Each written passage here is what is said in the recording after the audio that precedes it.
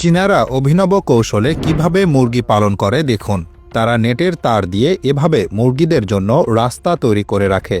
এগুলো আবার মুরগির খাঁচার সাথে লাগানো থাকে। মুরগিগুলোকে দিনের বেলা এখানে ছেড়ে দেওয়া হয় আর নেটের ভেতর খাবার দেওয়া হয়। নেটের তার দিয়ে বানানোর কারণে চারপাশ থেকে প্রাকৃতিক আলো বাতাস সবই পায় মুরগিগুলো। আর নেটের ভেতর থাকার কারণে মুরগি বাইরে যেতে পারে না, প্রাকৃতিক পরিবেশে থেকেই সুশৃঙ্খলভাবে চলাফেরা করতে পারে সেগুলো। তাছাড়া চীনে বরাবরই প্রাকৃতিক পরিবেশে মুরগি চাষ করা হয়। সেখানে মুরগি পালন করা হয় খোলা জায়গা কিংবা পাহাড়ি ঢালে। খাঁচায় বা ফার্মের চেয়ে খোলামেলা জায়গায় মুরগি চাষের অনেক সুবিধা রয়েছে। এতে করে মুরগিকে বন্দী হয়ে থাকতে হয় না, তারা মুক্তভাবে ঘুরে বেড়াতে পারে। পাহাড়ের ঢাল কেটে ছোট ছোট খুপড়ি বানিয়ে দেওয়া হয়, যেখানে বেলা শেষ হলে মুরগিরা আশ্রয় নেয় এবং ডিম পাড়ে। খুপড়িগুলোও বানানো হয় মুরগিদের থাকার উপযোগী উপকরণ দিয়ে।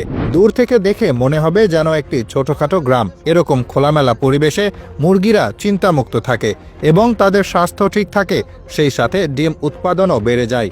তবে এত বড় জায়গায় ঘুরে ঘুরে মুরগিদের খাবার দেওয়া এবং ডিম সংগ্রহ করা যেহেতু মুশকিল, তাই কৃষকরা অনেক সময় কয়লা খনির মতো মনোরেল সিস্টেমও তৈরি করে, যার মাধ্যমে তারা পুরো জায়গা জুড়ে ঘুরে তাদের কাজ চালাতে পারে।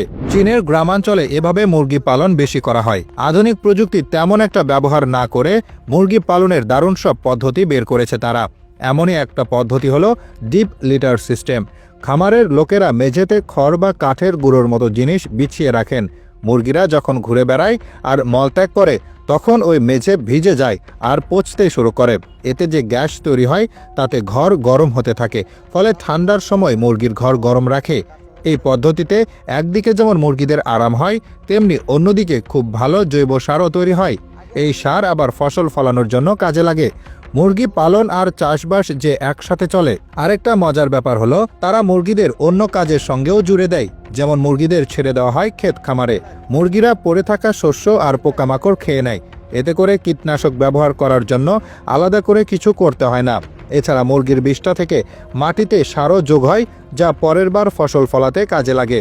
এতে শুধু যে অনেক ফসল হয় তা নয়, পরিবেশের ভারসাম্যও বজায় থাকে। প্রাকৃতিক পরিবেশে মুরগির ঘর বানালে সবকিছু স্থানীয় উপকরণ দিয়ে তৈরি করা যায়, তাই খরচও কম আর পরিবেশের জন্য ভালো।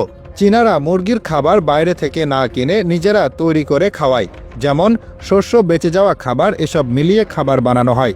এতে খরচও বাঁচে, আবার মুরগিদের খাবারে কোনো কৃত্রিম জিনিসও মেশানো থাকে না। চীনের গ্রামাঞ্চলে কৃষকরা মুরগিদের স্বাস্থ্যের দিকেও খুব খেয়াল রাখে। গ্রামের দিকে পশু চিকিৎসা ব্যবস্থা তেমন না থাকার কারণে তারা নিজেদের ঘরোয়া টোটকায় বেশি ব্যবহার করে।